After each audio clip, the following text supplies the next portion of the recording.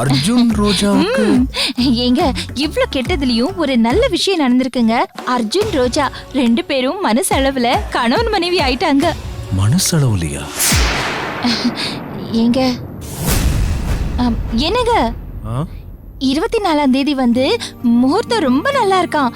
அதனாலதான் அவங்களுக்கு சாந்தி முகூர்த்தத்துக்கு ரெசார்ட்டை புக் பண்ண சொன்னேன். கல்பனா, மனசளவுல ஒண்ணு சேர்ந்துட்டாங்கன்னு சொல்ற, சாந்தி முகூர்த்தம் பண்ணலான்னு சொல்ற, எனக்கு ஒண்ணுமே புரியலையே.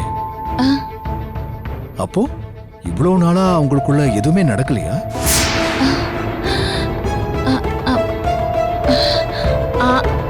அது